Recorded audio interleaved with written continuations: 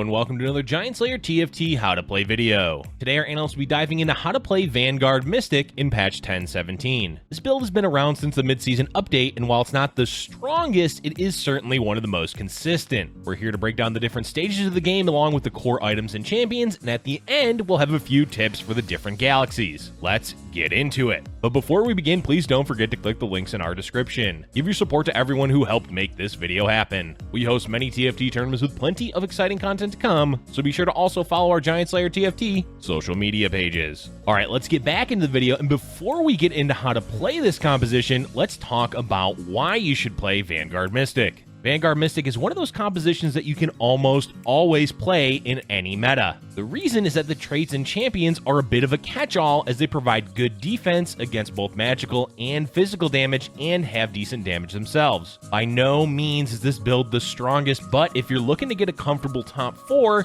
this is the comp for you. Basically, look to play this build when you're unsure of what else to play, have a good mid-game for it, and it looks like it's an easy counter to another player's mid-game comps. For example, it has an amazing mid-game into Cybernetics or pre-Gangplank Rebels. If you're able to get 8 quickly and you have 4 Mystic in, it's also strong against magic damage builds before they reach their late-game power spikes. Simple and effective is the best description for Vanguard Mystic. Let's move on and talk about the core items for Vanguard Mystic. This is a build that has rather specific requirements for the items you want to grab. Specifically, we're talking about the necessary items for Cassiopeia to carry effectively. She's the main damage dealer of the build, so you want to secure the items for her as quickly as you can. Tier is going to be your overall goal on the beginning carousel, and likely the hardest component to consistently get each game. And you need 2 of them, as blue buff is the most essential item for Cassiopeia. After blue buff, you're going to want to get Morellonomicon, as it adds extra damage as well as reduces the healing that enemy champions receive.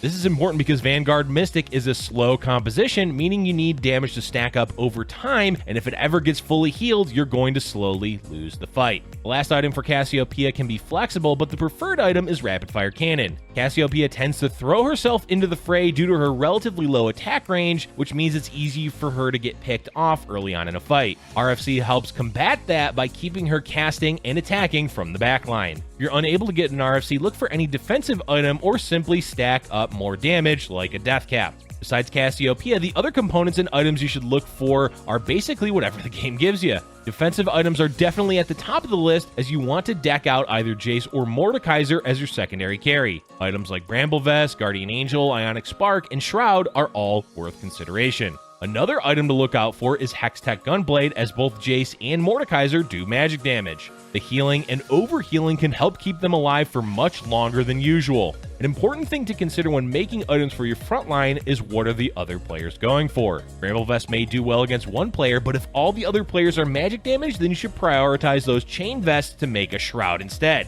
Or even look to make a Dragon's Claw if possible.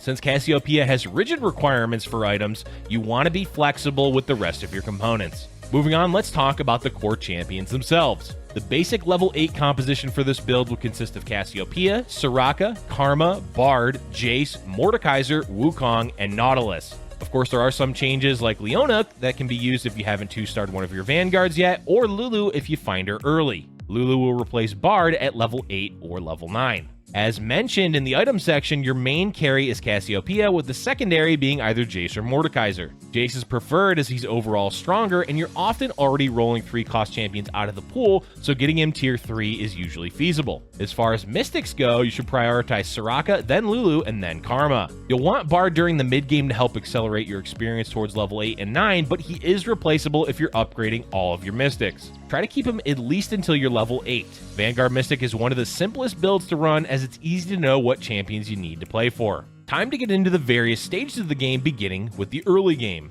As the meta really hasn't shifted for some time, your overall goal is to play your strongest board and level aggressively for the early game. Before we talk about playing the strongest board, let's quickly go over the leveling times. Early leveling means you want to get level 4 on 2-1 or 2-2. Preferably you level on 2-2, but if you have a really strong board, it's okay to level earlier. If you do, the goal is to play for a win streak. From there, you can either pre-level or simply wait to level until 2-5. Pre-leveling, meaning you're aiming to get 8 out of 10 experience prior to 2-5 rounds starting, is great if you can't make 10 gold at the end of 2-3. It isn't as effective of a strategy as with other builds since the bulk of your composition is 2 and 3 cost champions. That said, it does help increase the odds of hitting an early Jace, Bard, or Cassiopeia. If you do hit 10 gold at the end of 2-3, you can level on 2-5 instead. From there, your goal is to keep a standard leveling curve, meaning in general, you'll aim to level 6 on 3-2. There is a possibility of playing for gold and economy if you get an early Bard. By sacrificing your health, you should be able to level at a reasonable pace while building your economy, which should give you a more explosive mid-game.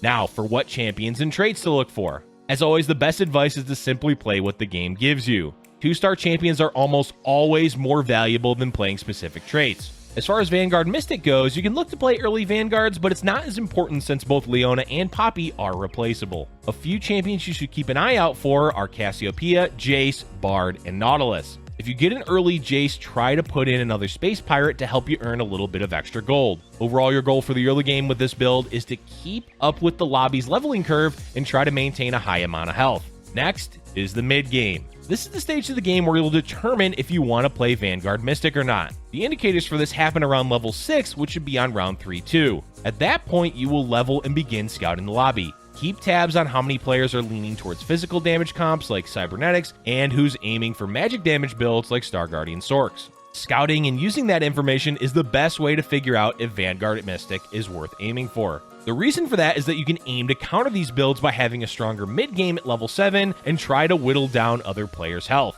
Vanguard Mystic struggles in the late game, so you need to get the most out of your mid-game. Another indicator is your items. If you don't have a blue buff by the end of stage 3, you should probably aim for a different build. Yes, you can play this build without it, but you will be much worse in the mid-game, which is where you should be doing the best with this build. Besides that, having 4 Vanguard at the end of stage 3 along with a Bard can also point you towards playing Vanguard Mystic. At round 4-1, it's time to level and roll. Your goal here is to stabilize the board. This means you need to hit Cassiopeia 2 and a bulk of your frontline needs to be level 2. It's unlikely that you'll have a Wukong 2 quickly, so you can either have a Leona 2 or just run a level 1 Wukong. The most important champions besides Cassiopeia to have 2-starred are Jace, Mordekaiser, Nautilus, and Bard. If you've managed to hit a Wukong 2 and a Soraka 2, you're in a really good spot. Keep in mind that you don't want to all in your gold at this stage of the game. Try not to dip below 20 gold when you're rolling. If you're able to stay above 40 gold when rolling and still hit upgrades, then you're in a really good position.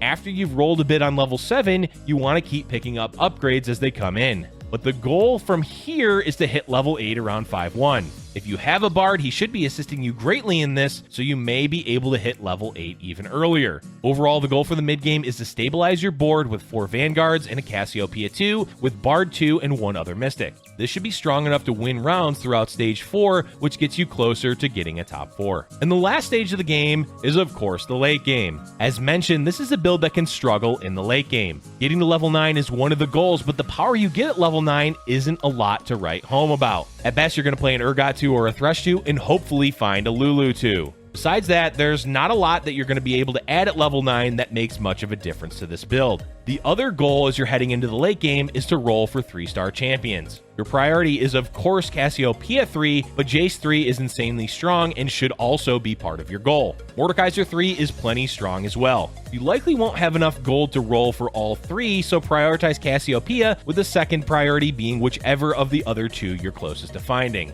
Rolling for 3-star champions helps a lot if you scout the lobby. If there's other players rolling for 3-cost champions, you should also roll along with them as they're taking champions out of the pool for you. This does mean that you're also likely aiding them, but hitting all of your needed 3-star champions is one of the only win conditions for Vanguard Mystic. Ultimately, you have to keep in mind that this composition is not meant to get firsts. The general plan should be to stabilize your board at level 7 and 8 and aim to get a top 4. Anything above that is great, but don't count on getting a lot of first place finishes when you're running this build. Use Vanguard Mystic to counter other builds during the mid game and to get an advantage, and simply ride that advantage to get a top 4 placement. The last section we have to talk about is galaxies. The great thing about Vanguard Mystic is there's really no bad galaxy for it. All of them are either neutral or good. The best, of course, is Treasure Trove, but that's true of any composition. Trade Sector and Super Dense are the other two that are at the top of the Galaxy list for Vanguard Mystic. Trade Sector because you can roll more often to find your 3-cost champions, and it makes hitting late game 3 stars much easier. Super Dense basically cheats the game for you by letting you have 4 Mystic in at level 7. It also means that you can roll on level 7 instead of level 8. Galactic Armory and Dwarf Planet are relatively neutral. Galactic can be great if the components are good for Cassiopeia, otherwise it won't matter too much since it's likely the extra components go for your frontline.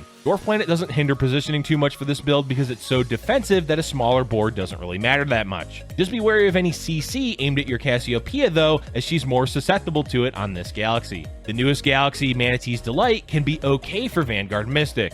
At best, you can use your spatula to make a Force of Nature, otherwise you're likely just going to use it for minor trait buffs like Battlecast or Celestial. And lastly, let's talk about Plunder Planet. The extra gold is great, especially if you can get yourself an early Jace with Space Pirates. Double dipping on gold can really accelerate your economy for a stronger mid-game spike. Keep in mind that you do want to be strong enough in the early game to kill at least one champion so you're not missing out on potential gold. And that is going to be it for today's video, folks. Vanguard Mystic is one of those builds that you can always turn to if you're unsure what to play. It's simple and can consistently earn you a top 4 placement. Let us know in the comment section below if there's any other builds you'd like to see us cover in future how to play videos. Thank you for watching, and if you're enjoying our content, be sure to hit the like button and subscribe for future GiantSlayerTV videos.